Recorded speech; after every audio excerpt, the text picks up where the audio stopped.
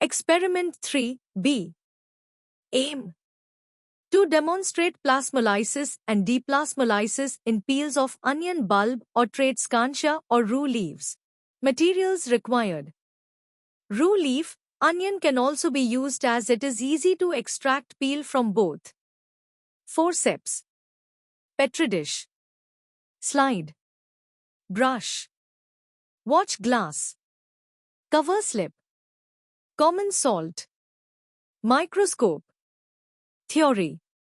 When a plant cell is placed in a hypertonic solution, the plant cell loses water and hence due to turgor pressure the plant cell become flaccid.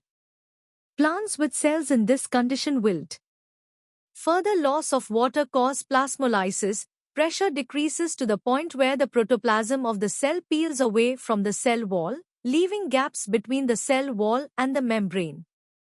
Plants prevent excess water loss in the same way as excess water gain, but plasmolysis can be reversed if the cell is placed in a weaker solution, hypotonic solution. Stomata and wax help to retain water in the plant so it does not dry out. The equivalent process in animal cells is called crenation. Because of diffusion, the liquid content of the cell leaks out. The cell collapses and cell membrane pulls away from the cell wall. In plants, most animal cells consist of only a phospholipid bilayer and not a cell wall, therefore shrinking up under such conditions. Plasmolysis occurs only in extreme conditions. It is induced in the laboratory by immersing cells in strong saline or sugar solutions to cause exosmosis, often using Elodea plants or onion epidermal cells, which have colored cell sap so that the process is clearly visible.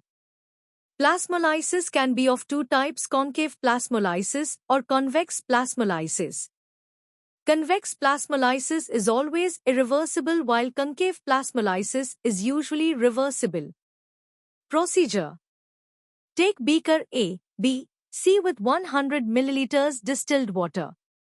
Prepare solutions of 0.9%, 0.3% and 10% NaCl. Add 0.9 gram, 0.3 gram and 10 gram of NaCl in beakers A, B, C. Take out a thin peel from onion or rue leaf or lily leaf. Put the peel in a petri dish full of water. Transfer the peel with the help of a brush and needle on a clean slide. Put a cover slip on the slide, taking care of not leaving air bubbles inside. Now observe the slide under a microscope. Make a rough drawing so as to show the cell wall, nucleus, protoplasm and vacuole. Now take a concentrated solution of common salt in a dropper and put the solution on slide. After a few seconds, watch the slide under the microscope. Observe the difference. Observations. It is observed that when the salt solution is poured, the protoplasm shrinks. This process makes some gap between protoplasm and the cell wall. When slide is put once again in water, the protoplasm regains its original shape because of osmosis.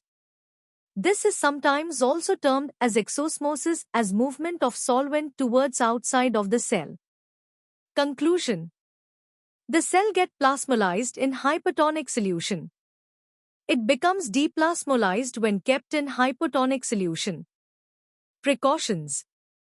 Use blotting paper to make the slides dry.